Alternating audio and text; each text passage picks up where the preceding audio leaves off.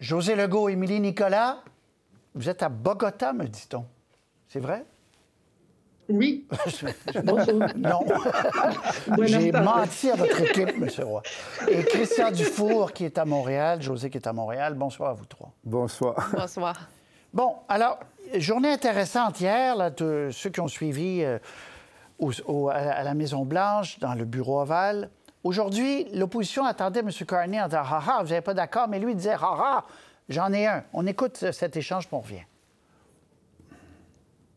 Mr. Speaker, we'll go soft on him today because I know he's still recovering from surgery to have his elbows removed. Remember that promise, Mr. Speaker? Son plus meilleur deal du monde n'a pas l'air de marcher pour le secteur de l'aluminium ou pour le secteur de la forêt. Monsieur le Président, à ce moment actuel, notre équipe, y compris les ministres du Commerce à l'externe, sont en train de négociations pour le secteur de l'aluminium. Et c'est plus des mots, y compris des chiffres. Et on va avoir un accord. Merci. Alors, on va avoir un accord, dit-il, et ceux qui ont... Peut-être ça a été vite, là, en anglais, il dit...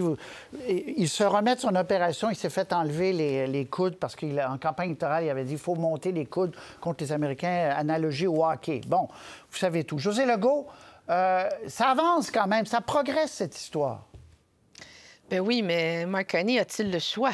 Les enjeux sont tellement importants et surtout, il a été élu pour pouvoir transiger avec le président américain, aussi imprévisible soit-il.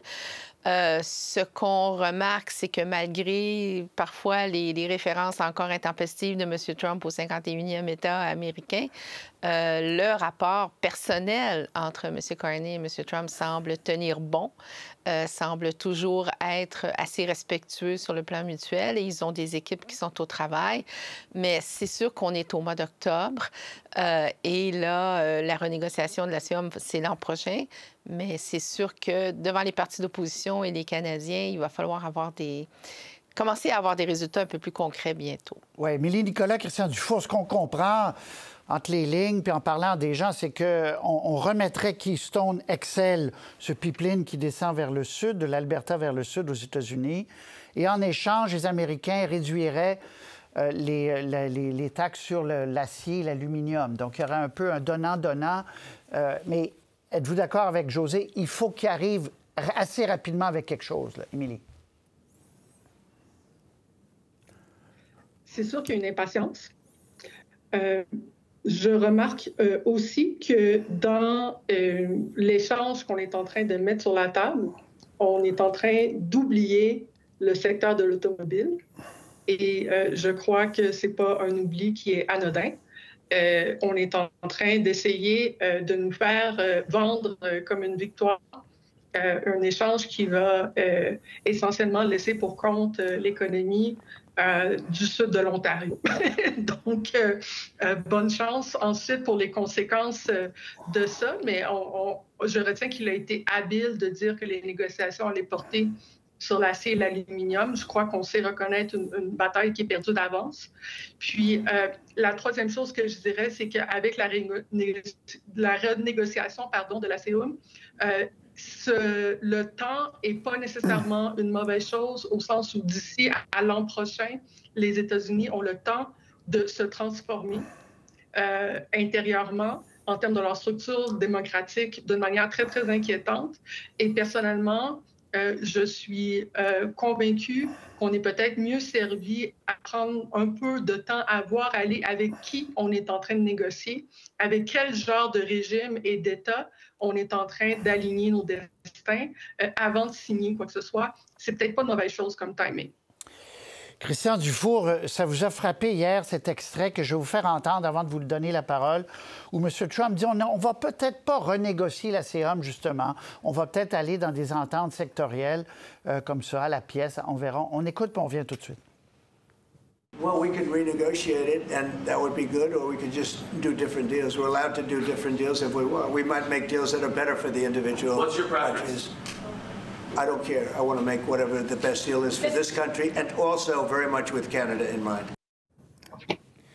Alors, Christian, deux choses. Ce qu'Émilie dit, secteur de l'auto, peut-être pas abandonné, mais en tout cas, pour l'instant, c'est pas ça qu'on est en train de régler. Acier, aluminium contre un pipeline. Et l'ASEUM, il ne faut pas non plus penser qu'on aura un autre ASEUM aussi global. Bien, je suis content que vous ayez diffusé cet extrait-là, parce que moi, ça m'a frappé hier, puis je trouve que les commentateurs, un peu en français et en anglais, ont beaucoup trop passé ça sous silence. M. Trump, c'est un génie de la manipulation. Hier, il y avait une opération de séduction extrêmement réussie à l'égard de M. Carney, quand il a dit que c'est un leader de classe mondiale. Vous savez, la flatterie, là, c'est toujours un peu efficace. Comment voulez-vous que M. Carney réagisse? Pour lui, c'est très important, évidemment, aujourd'hui, qu'il y ait quelque chose, qu'il y ait une entente sur quelque chose, que ce ne soit pas juste des belles paroles qui sont contredites par les actions de M. Trump. Mais moi, ça m'a quand même inquiété, parce qu'on nous dit depuis des mois que ce qui a protégé le Canada, essentiellement, c'est l'accord de libre-écenge. Sur 80 c'est un fait, 85 Donc là, M. Trump, Pierre, a quand même laissé entendre qu'il ne fallait pas prendre pour acquis que ce serait le même genre d'accord global qu'on pourrait renégocier par secteur, par produit. Et vous voyez un peu à quel point ça nous mettrait, en fait, dans une position d'infériorité par rapport aux États-Unis. Je trouve que, donc, au-delà là, du côté extrêmement flatteur de M. Trump hier, ce qu'il a dit pour le Canada, je trouve, était objectivement inquiétant. Et enfin, bon, là, on nous parle d'une espèce de troc, en fait, pour le projet Keystone XL, on pourrait changer les tarifs là, sur l'aluminium. Mais faut-il rappeler, puis je ne critique pas M. Carney là-dessus, que pour lui, c'est quand même un reniement majeur de toute sa trajectoire en matière d'environnement puis de changement climatique. Là. Mais Paris vaut bien une messe, avait dit Henri IV. Je pense que si M. Trump cède là-dessus, on va consentir au projet Keystone avec enthousiasme, parce que M. Carney a désespérément besoin d'un succès concret. Mais merci, Patrick, d'avoir rediffusé cet extrait-là d'hier de M. Trump, parce que je trouve qu'on n'en a vraiment pas assez parlé. Bon, très bien. Un mot sur... enfin, sur reniement, le mot est fort, mais en fait, on ne met plus l'emphase sur la transition, mais bien sur cette période où il y a encore beaucoup de pétrole chez nous. Josée et Émilie, ensuite, rapidement là-dessus. Oui, mais je pense qu'au-delà de tout le reste, il ne faut pas oublier que l'objectif réel, et il ne s'en est pas caché de Donald Trump, c'est d'affaiblir le Canada économiquement de l'intérieur pour asseoir une domination des États-Unis encore plus importante. Alors là, Howard Lutnick parle de l'industrie automobile, dit, bon, bien, le Canada, vous allez passer après nous, là, puis vous allez venir monter vos voitures chez nous, etc. Ça reste ça, l'objectif. Derrière le 51e État américain, c'est toujours ça, affaiblir l'économie canadienne. Et ça, il faut vraiment souhaiter bonne chance à Mark Carney, parce que comment contrer un objectif aussi machiavélique que ça, ça ne sera pas évident. Oui, bien là-dessus, il l'a dit très clairement, Émilie, hier, M. Trump. Il dit, on voulait faire des autos, je veux faire des autos, puis moi, je suis plus gros que vous, donc je veux que les autos soient faites ici. Là. Pour lui, c'est simple comme ça. En tout cas, pour ce qui est de l'industrie automobile, c'est simple comme ça. Mais l'environnement, Émilie, rapidement là-dessus, est-ce que vous voyez un reniement ou une évolution dans le rapport entre Carney et l'industrie pétrolière, gaz, etc.? Je ne sais pas si c'est un reniement au sens où les valeurs de Mark Carney ont toujours été, même lorsqu'il parlait d'environnement, quand même liées avec l'industrie. Là. Ouais. Ça n'a jamais été un gars d'extrême gauche. Mais c'est une évolution, certainement, par rapport aux politiques de Justin Trudeau. Ah ouais. Ce qui est en train de se passer politiquement aussi, c'est que l'Alberta met beaucoup de pression à l'intérieur. Et puis, si ça permet de faire un gain pour l'industrie pétrolière albertaine, pour un pipeline qui passe principalement par les États-Unis, c'est que ça permet à l'Alberta de dire on a gagné quelque chose tout en contournant les problèmes nationaux à l'intérieur du Canada que ça peut créer de créer des pipelines qui passent par le Canada. Donc, c'est un peu ça le calcul qui est fait en ce moment, je crois. C'est tellement bien résumé, ça. Oui, rapidement, parce que je veux vous parler de liberté d'expression. Rapidement, Christian. Juste dire que j'ai trouvé Donald Trump très, très habile hier en termes de forme. C'était très gagnant, en fait, de jouer la séduction à ce point-là à l'égard de Carney, tout en rappelant que ce sont les rapports de force qui vont l'emporter. Très bien. Monsieur Legault, qu'on écoute sur la Constitution, qui dit « Donnez-moi une chance, c'est demain que je présente ça, une journée historique. » On écoute. Bien, écoutez, donnez-moi une chance demain. Je vais faire une déclaration ministérielle et puis je vais tout vous expliquer ça. Une grande journée historique, oui. OK, une autre journée historique. Donc, Constitution, rapidement, Christian. Moi, j'ai beaucoup J'ai beaucoup de difficultés à prendre ça au sérieux, pour être franc. C'est un gouvernement en fin de mandat. Si vous ne prenez pas ça au sérieux... Ouais.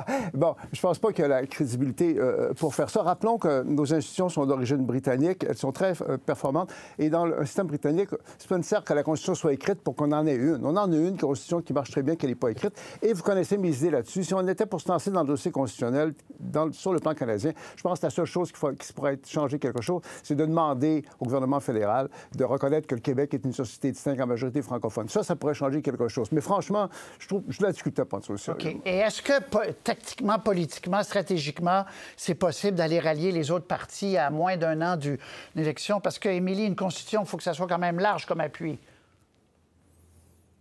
Ben oui, il faut que ça soit large. Puis quand ça va mal dans les sondages, on ne peut pas juste déclarer que demain sera une journée historique. Je suis désolée, mais ça ne fonctionne pas comme ça. Écrire la Constitution, qui est le texte de loi fondamentale d'un peuple, la Constitution des Américains, on parlait juste des États-Unis, c'est pas comme ça qu'elle a été rédigée.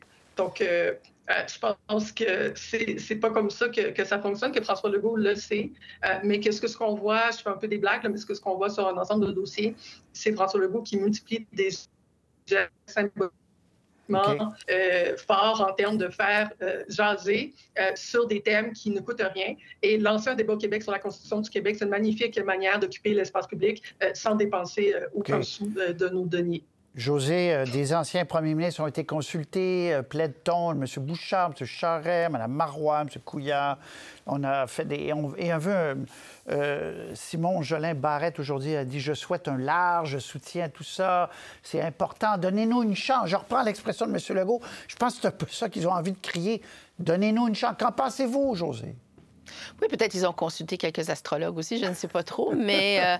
Mon Dieu! Rien ne passe la barre avec ce gouvernement. Non, mais écoutez, c'est sûr, peut-être que demain, on va assister à quelque chose d'historique, d'extraordinaire, puis qu'on va être complètement impressionné, ça va être spectaculaire. Peut-être, on ne sait pas. On ne sait pas. Mais il reste que sur le fond des choses, et puis là, je vais briser un petit peu mon devoir de réserve, mais dans une autre vie, comme vous savez, j'ai été conseillère de premier ministre, et un des premiers dossiers que j'ai eu, c'était justement M. Landry qui voulait savoir si ce serait une bonne idée d'adopter une constitution québécoise. Alors, nous aussi, on avait consulté énormément d'experts et le premier ministre, je pense assez sagement, avait fini par trancher qu'en fin de deuxième mandat, parce qu'il était quand même en fin de deuxième mandat, même si c'était pas lui qui avait été premier ministre pendant tout ce temps-là, que c'était très risqué, qu'il fallait aller chercher un large consensus, faire des consultations et que la crédibilité d'un gouvernement en fin de deuxième mandat, c'était pas le meilleur outil, qu'il fallait demander un nouveau mandat pour faire quelque chose comme ça. Et je pense que M. Legault serait plus sage de dire, bien, on soumettra ça à la prochaine campagne électorale. Mais là, écoutez, le temps court et la CAQ est à 15 % dans les sondages. Alors... Très bien. Mais peut-être qu'on va être étonnés. Je vous envoie en Arabie Saoudite, festival d'humour qui s'est terminé hier, sauf erreur, à Riyad, où on a invité des humoristes essentiellement américains, dont cet homme, puis on va parler de Sugar Sammy qui est allé donner un spectacle dans une seconde, mais dont Tim Dillon. En fait, il devait y aller, Dillon. Je vous fais écouter l'extrait parce qu'il est très candide. Il dit, écoutez, là, aller dans un pays qui accusé d'avoir déchiqueté un journaliste, accusé de ne pas tolérer aucune liberté d'expression, peut-être pas, mais chacun a son prix. Puis à un moment donné, on met la conscience de côté puis on y va. On écoute. They're paying me $375,000 for one show. Now, a lot of other people are getting $1.6 million. That's not me. I'm not in that bracket. Here's the point, okay? I am doing this because they're paying me a large sum of money. They're paying me enough money to look the other way. Il me paye tellement que je regarde à côté. Finalement, lui, dans un de ses podcasts, il a ri du pouvoir en Arabie Saoudite. Alors, ils ont dit, savez-vous, vous n'êtes plus invité. On vous retire l'invitation. Donc, il n'est pas allé. Mais il explique à voix haute ce que personne ose dire à voix... oui, c'est ça. Personne autre. Ils doivent ne pas rire de l'Arabie Saoudite. C'est dans le contrat. La famille royale, le gouvernement, le système judiciaire, la religion, tradition religieuse, ils n'ont pas le droit de toucher à ça. Donc, Qu'est-ce que vous pensez? Pourquoi, je reviens à Shogun Sami, pourquoi, d'après vous, il a accepté d'y aller? Puis est-ce qu'il y avait un problème dans le fait qu'il soit allé? Émilie. Je pense que l'Arabie saoudite, on le sait depuis longtemps, est un pays qui a des enjeux très, très, très sérieux au niveau de la liberté d'expression. Je pense aussi qu'il y a un ensemble de pays, dont l'Arabie saoudite, mais c'est vraiment pas le seul, qui utilisent ces grands événements internationaux pour redorer leur image publique. Je pense que en fait, je sais que si on s'inquiète de la liberté d'expression des journalistes, le conflit le plus meurtrier de l'histoire du journalisme pour les journalistes, c'est ce qui se passe en ce moment à Gaza, avec des bombes américaines. Et donc, si les humoristes américains aussi s'inquiètent de la liberté d'expression des journalistes, ils pourraient canceller leur propre pays, c'est-à-dire les États-Unis. Donc, ce que je dis, vous êtes d'accord, vous mettez l'Arabie saoudite et les États-Unis sur le même pied. En Arabie saoudite, c'est grave, mais ce que je dis, c'est qu'il y a énormément de pays dans le monde qui ont des sérieux enjeux au niveau de la liberté d'expression et que parfois, dans la manière dont on décide ou pas d'en faire un enjeu politique, d'en discuter au téléjournal, il y a des fois, il y a des deux poids, deux mesures. OK. Josée? Écoutez, c'est tellement difficile, c'est tellement pénible parce que l'Arabie saoudite, incluant le Canada, il y a donc les pays occidentaux ont des relations très, très privilégiées avec l'Arabie saoudite et son pétrole. On a eu un premier ministre au Québec, Philippe Couillard, qui a travaillé en Arabie saoudite, qui a même été, sauf erreur, conseiller à l'époque du ministre de la Santé, donc avec le régime en place. On a énormément de travailleurs aussi occidentaux qui sont en Arabie saoudite. Et ils sont tous là pourquoi? Parce que c'est très payant. Voilà. C'est très payant. Alors, personne ne veut le dire, mais c'est très payant. Alors, je pense qu'on assiste exactement au même phénomène. C'est une question de choix éthique personnel. Moi, si l'Arabie saoudite m'invitait, j'irais pas. Mais vous pouvez comprendre que quelqu'un puisse y aller. Bien, c'est-à-dire que c'est pas que je comprends, mais c'est que je constate. Je constate que l'argent, ça achète beaucoup de choses. Et que l'Arabie saoudite est un guichet automatique pour beaucoup, beaucoup de travailleurs étrangers, d'anciens premiers ministres et même d'humoristes. Oui, mais les humoristes se plaident pour une liberté d'expression totale, puis on les comprend, mais ils vont dans un pays qui leur dit « tu parles pas de ça. » Oui, Christian. Moi, si vous permettez, j'ajouterais une dimension supplémentaire à ce dossier-là. C'est clair que Sugar Chami, c'est pas glorieux, parce qu'il va là pour le cash, au fond, puis il signe en fait un contrat qui enlève sa liberté d'expression. Mais il faut quand même rappeler que l'Arabie saoudite, là, actuellement, sous le contrôle de Mohamed Ben Salman, c'est un des pays qui est vu de façon la plus positive dans la région par la plupart des grands pays dans le monde. Il faut quand même rappeler ça. C'est sûr que c'est pas le Québec, l'Arabie saoudite, là. Mais Mohamed Ben Salman, qui par ailleurs est un tueur, c'est lui qui est derrière l'assassinat du journaliste à Istanbul, mais il a fait évoluer substantiellement son pays, les droits des femmes, il est vu de façon beaucoup plus positive. Ça fait partie du... Il n'est quand même pas vu comme un progressiste, mais je comprends ce que vous voulez dire. Non, mais c'est important. De là où il partait, il y a eu quelques éléments. Non, puis il est vu, dans ce contexte-là, comme un des joueurs les plus importants qui joue un rôle progressif, le plus positif là-dedans. Ça fait partie du portrait. C'est pas le Québec, mais ça confirme aussi à quel point, sur le plan international, il ne faut pas confondre la morale et la politique internationale. On est dans les rapports de force. Ce jeune prince-là, il a changé. L'Arabie saoudite, c'est plus que c'était il y a 10 ans. C'est autre chose. Merci. Malheureusement, c'est tout le temps qu'on a. On aura l'occasion d'en reparler. C'est intéressant. Merci beaucoup à vous trois. Merci. Bonne soirée. Bonsoir.